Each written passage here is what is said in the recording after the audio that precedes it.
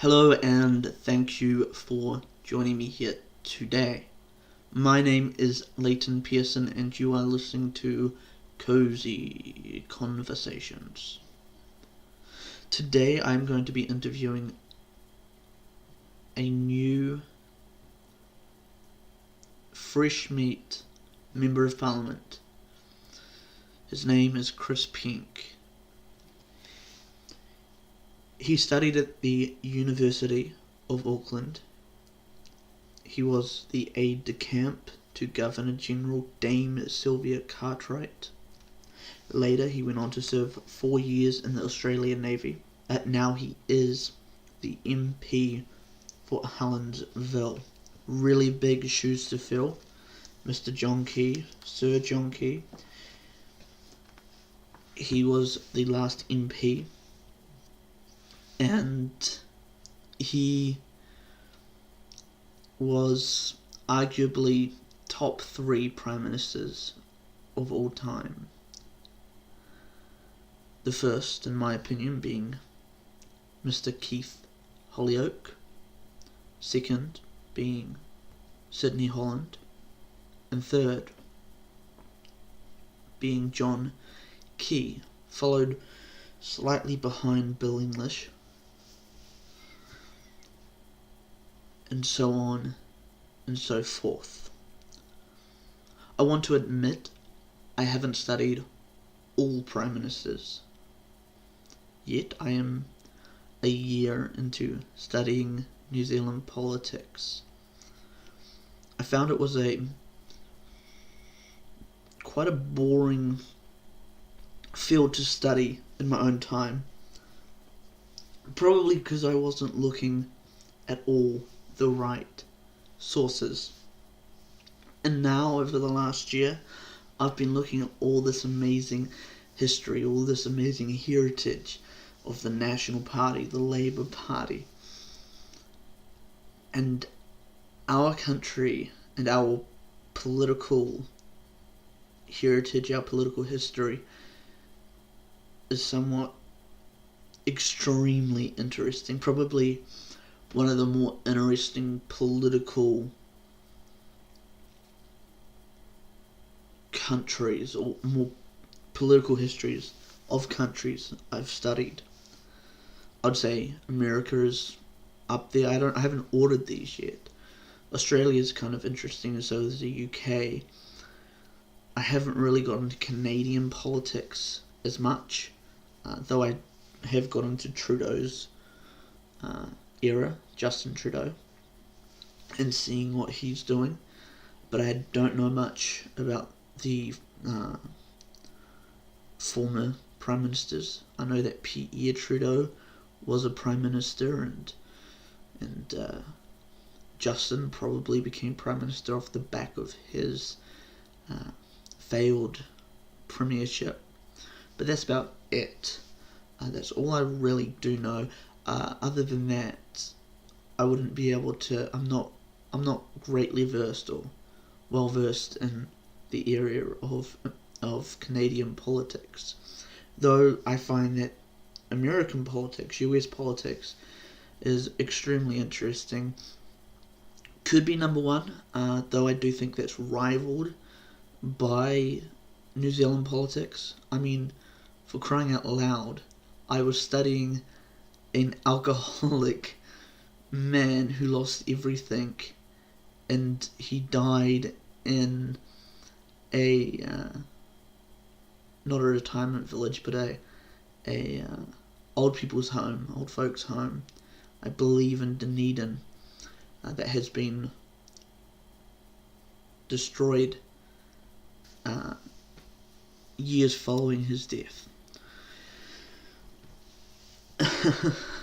I had to study about a man who came to New Zealand on the basis of it was a beautiful country. He was an explorer and later turned to a politician. I was studying a man who wrote the Treaty of Waitangi and finding out that it's not real. It wasn't a conspiracy, how everybody said it was a conspiracy.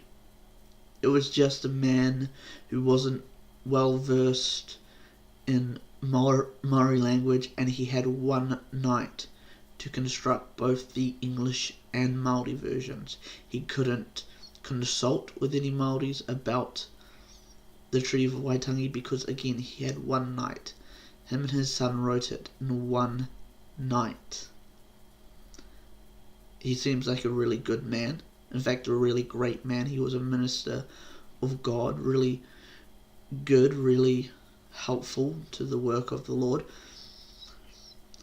I find it was a very interesting history of the treaty. I found out doing this study that the treaty is, well, technically, legally, being used as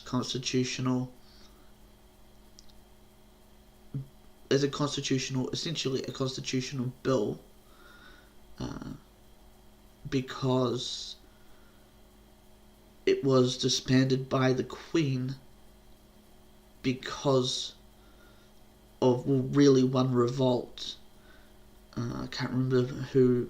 Don't get me to quote names of the Māori people, but I think it was a tribe up in Auckland around Hauraki, but I can't remember the name of the tribe.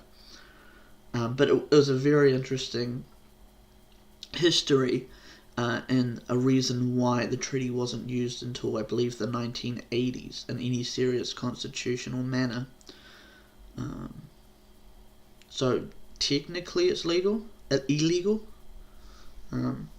because I don't think the Governor General signed anything. Maybe they did, but I don't know if the Governor General back then signed anything. I've got to look that up. And I don't think the Queen signed anything to say it's back in order. But Queen Victoria declared it was invalid because the Māoris were too misbehaving. And so she just declared that every Māori was now a British citizen. Which, if, by the way, if that doesn't disband the Treaty of Waitangi, what does? Because it was between the British citizen and the Māori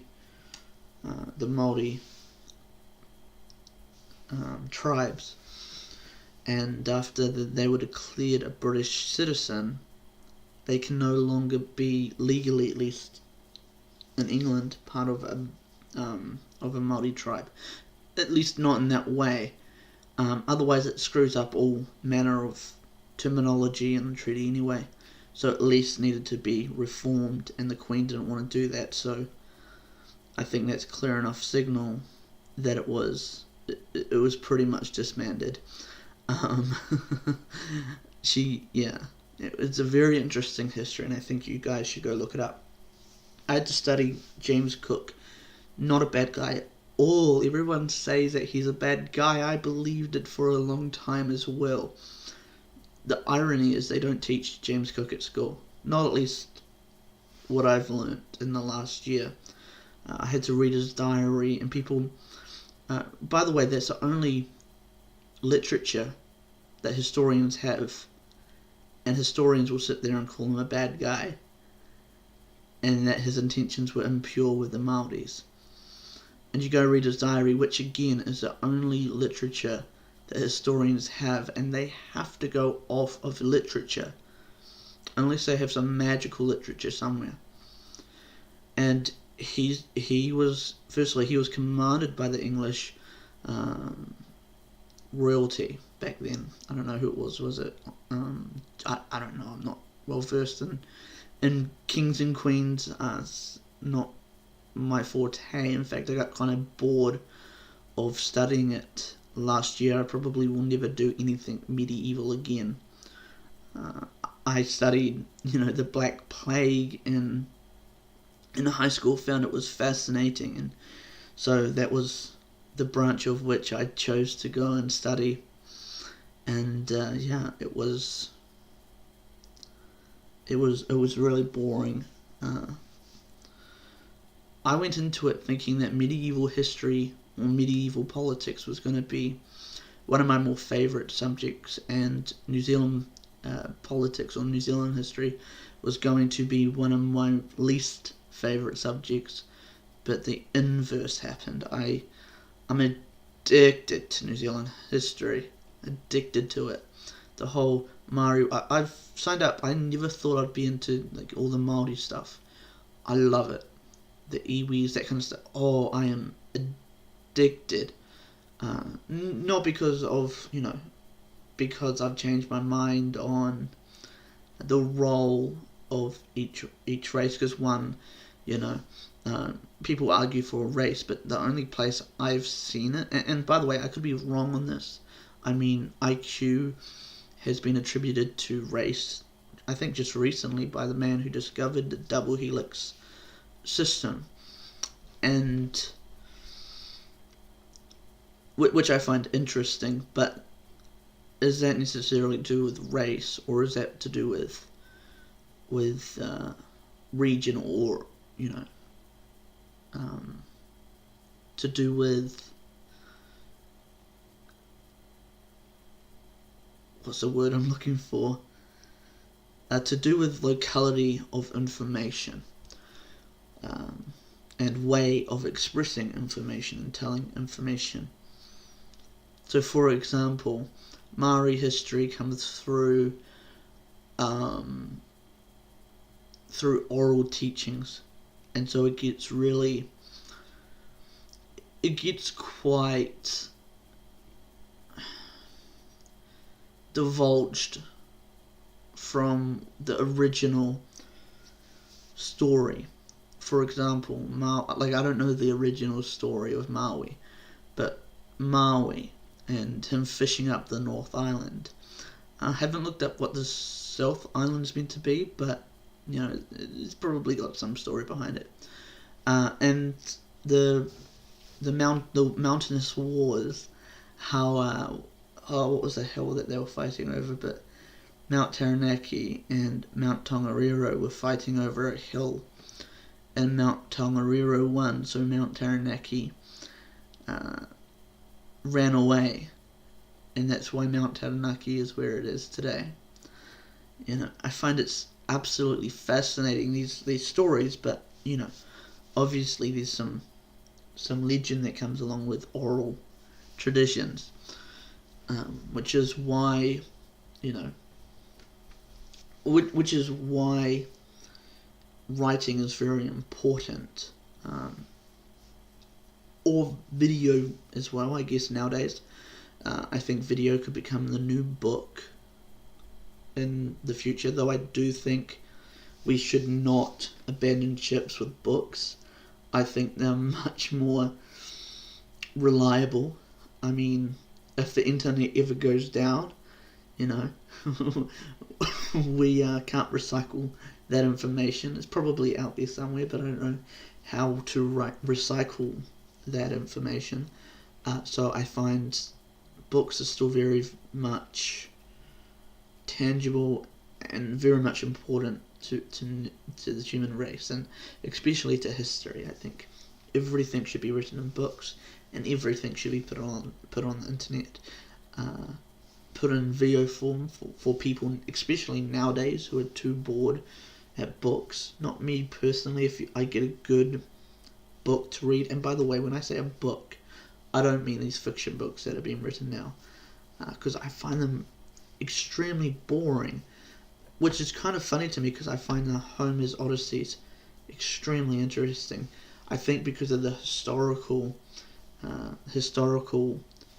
thought that went behind that. So I think the history gets me on that, but for certain,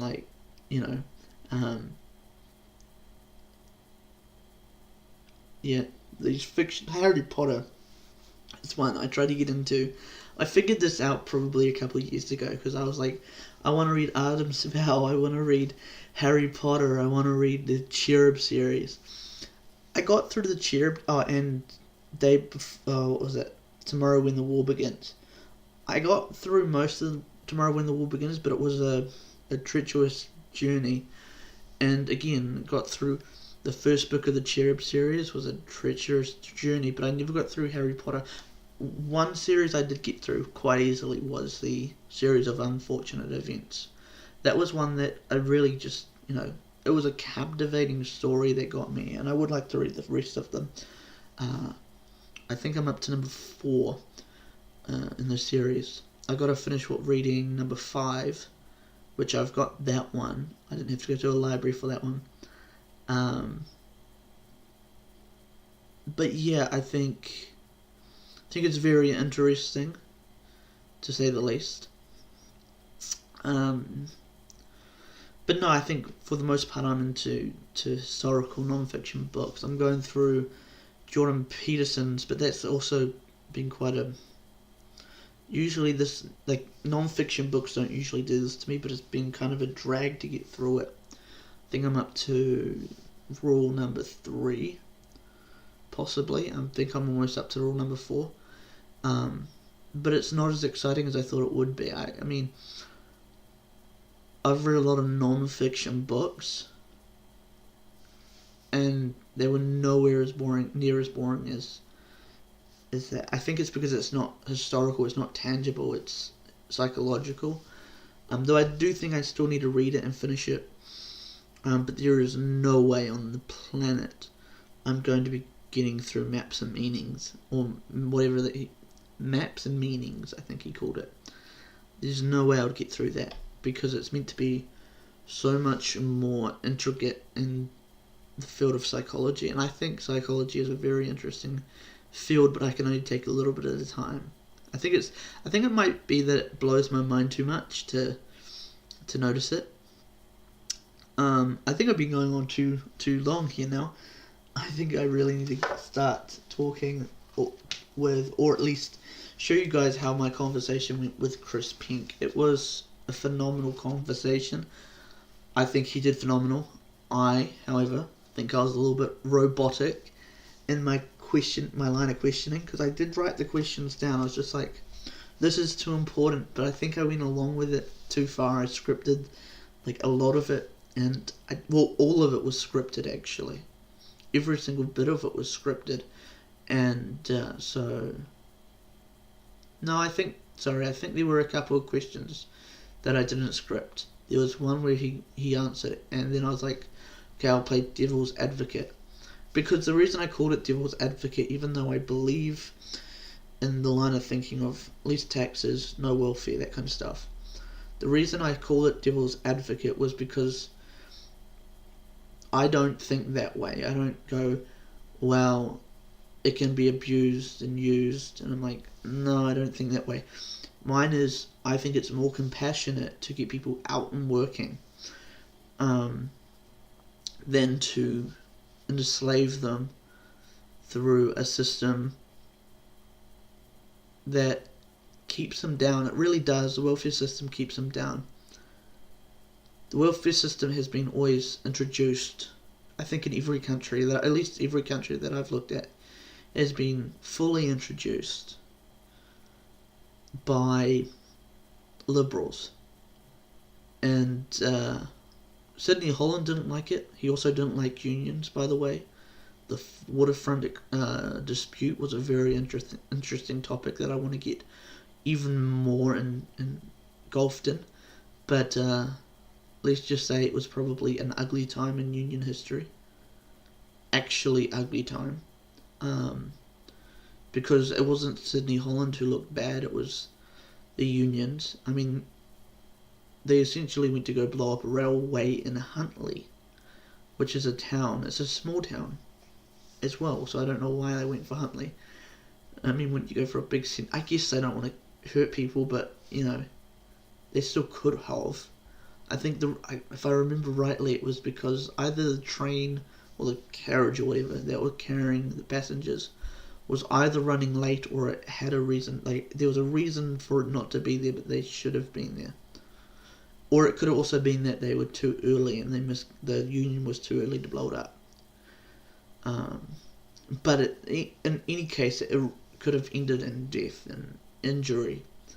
And like I said, I think it was an ugly time in union history, and it proved the point. And I think the 50s proved the point of not having unions. it was the most prosperous time, and probably until the 70s, really. 72 was the end of prosperous New Zealand, and I'd say about 50. 1950 was really the start. Sydney Holland really had to get on board with everything, like he had to get everything ready and done, but after he did it, it really took off. It was really interesting. In fact, there was jokes in the government about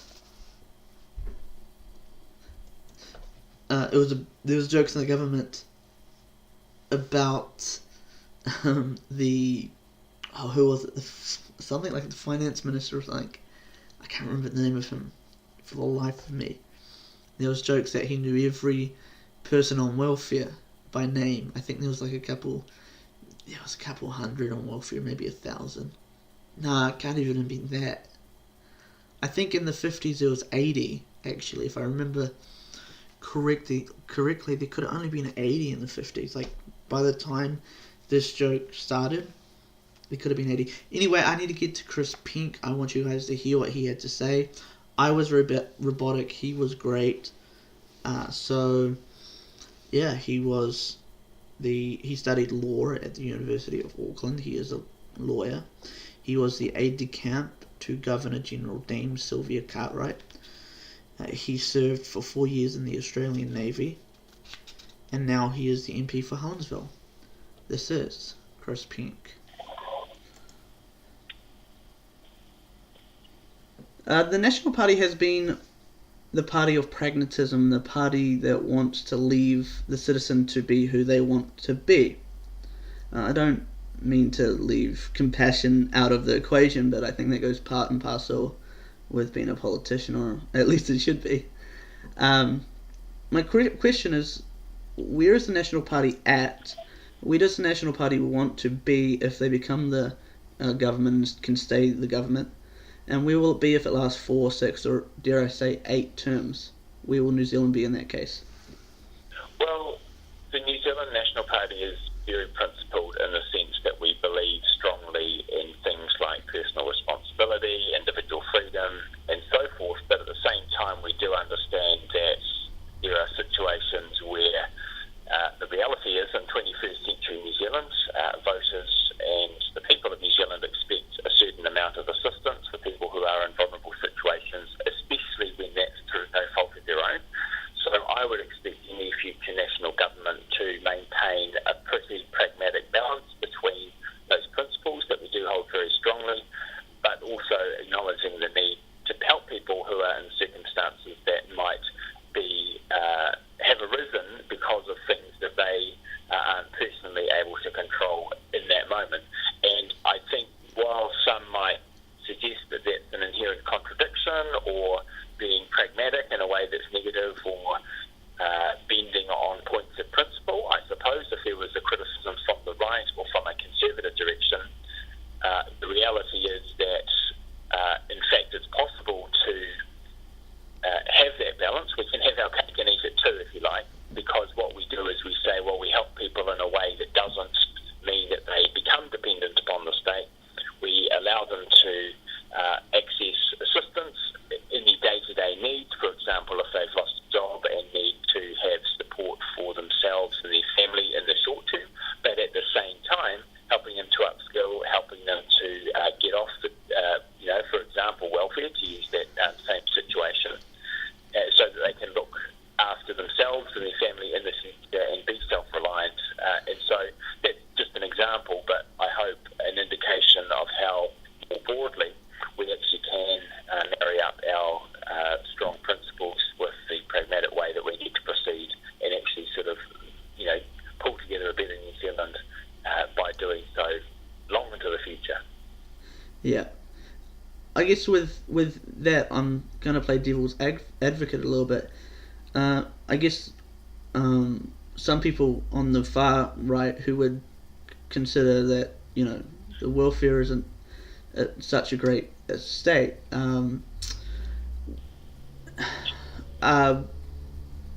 they would say that it could, it's open to being used and abused.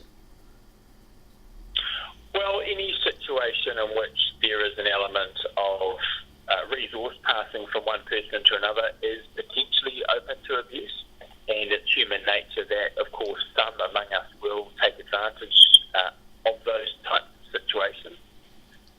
So I think we need a couple of things. One is an awareness that that kind of practice can prevail, and so to be vigilant about that from the point of view of policies being implemented, but also to understand at the same time that most people aren't looking to take advantage, and we can't build a system too strongly on the thought that there might be the occasional bad apple in the barrel, because in fact that's human nature, and any system does involve, sadly, some degree of exploitation or attempted exploitation of one human being to another, because that's just our nature, sadly, in my belief. So from a political perspective, strong systems that are designed to prevent advantage being taken of the resources of the state, which actually effectively means fellow New Zealanders in the context, for example, of people claiming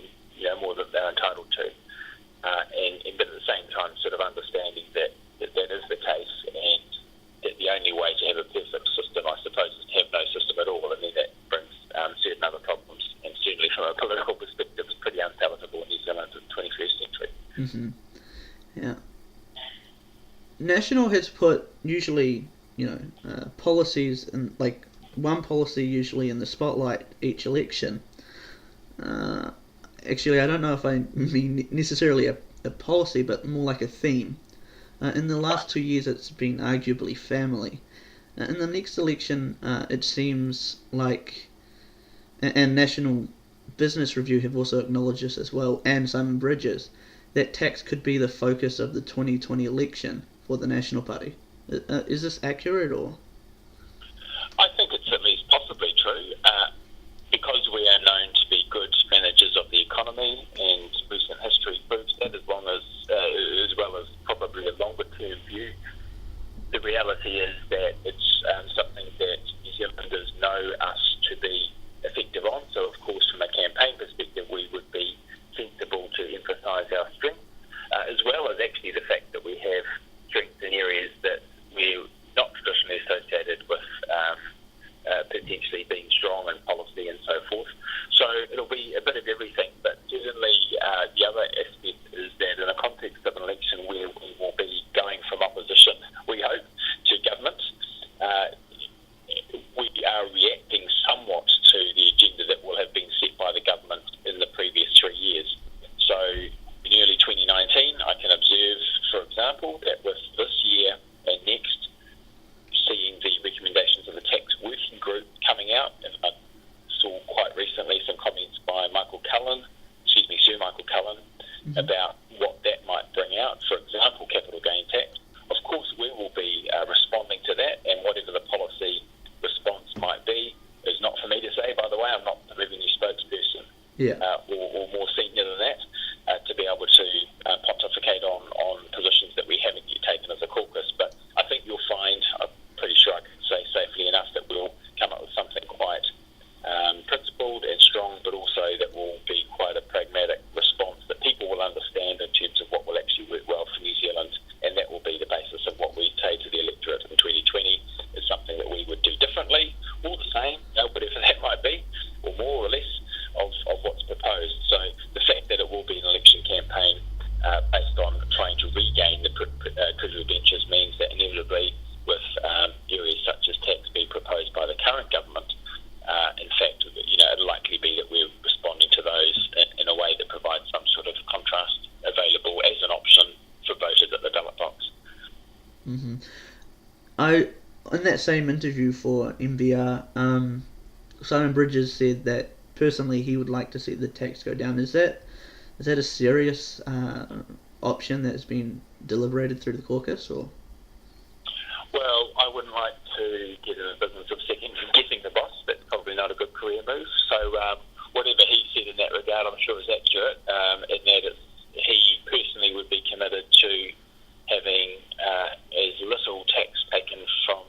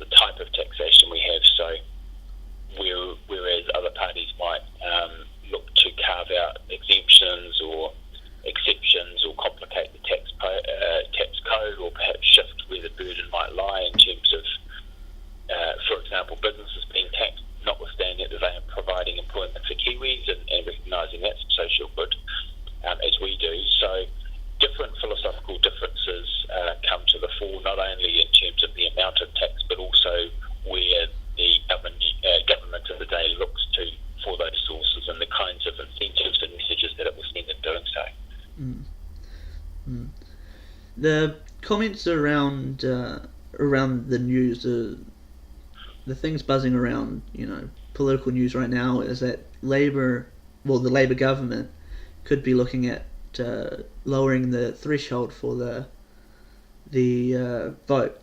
Uh, what would be your stance on that, and also um, would it benefit the Labour Party in the long run?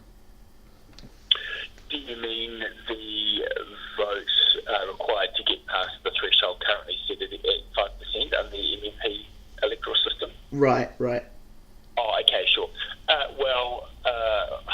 I don't know that a proposal has yet been made, therefore we've not discussed it as a caucus in any way that's sort of responding to something specific, so I shouldn't go out ahead of that and sort of anticipate what that might be. But suffice to say, I can observe, at least as a matter of historical record, that National has broadly been supportive of the current arrangement. I think any change to that would need to be justified by particularly good arguments that really would actually need to address the fact that there's a balance currently. What we've got at the moment is a system that says you need enough support either across the country, 1 in 20 people, being 5%, which is pretty good place to have that level of support to avoid having a parliament that's too fragmented or that voices that are not reasonably shared by enough other New Zealanders to be credible be recognised in that particular way of having a Member of Parliament or more, or in a specific geographic location, which of course is the one seat rule, which essentially forms an exception to the 5% threshold. Mm-hmm. Now, it might be that the current government wants to lower that. I don't know whether that's a good thing or a bad thing for them in the long term. It depends, I suppose, on what other parties on that side of politics might exist in the future. Also, I suppose, what other parties might exist on our side of politics in the future as potential partners for us. But I do know whatever decisions are made should be made with the principles of electoral law very much to the forefront of mind, which is that it's not done for partisan gain in any short-term kind of a way, but rather reflect the desire to have, in our democracy, the will of the people represented as fairly and as reasonably as possible that will actually provide for good government going forward. Yeah. I know you got to go soon, so I mean, if I could give you a few minutes to describe to the people of New Zealand why they should vote for the National Party in 2020, what would you say? What I would say to that question is that the National Party is a political party with a proud history of being pragmatic in the way that we do business. So our starting points are strong principles that appeal to most New Zealanders. They understand that they should be responsible and masters of their own destiny. They like that. And they also like that we are able to provide support for people who are in a vulnerable situation through no fault of their own. In 2020 particularly, what we'll also be able to say in addition to that is that we'll have a strong team that will be ready to go. We are not wasting our time in opposition because we want it to be a short time, not a long time, and we'll be ready from day one if we are fortunate enough to be elected in 2020 to form a government and to go ahead and start carrying out our policies. We've got the people to do it, we've got the principles that make it worthwhile, and we'll be ready to go for election year next year. Right. Well, this has been really enlightening, this conversation. I know you must go, but I've had fun speaking to you, and I'd love to do it again sometime, and maybe when the National Party has policies out. Fantastic. Well, can I just say thank you very much for the opportunity to talk to you and your listeners. It's been really interesting and engaging, and I know you're a deep thinker in these areas yourself as well, so I look forward to watching your comments further, and I'd love the chance to speak again sometime, so I'll definitely take you up on that. Awesome. Thank you.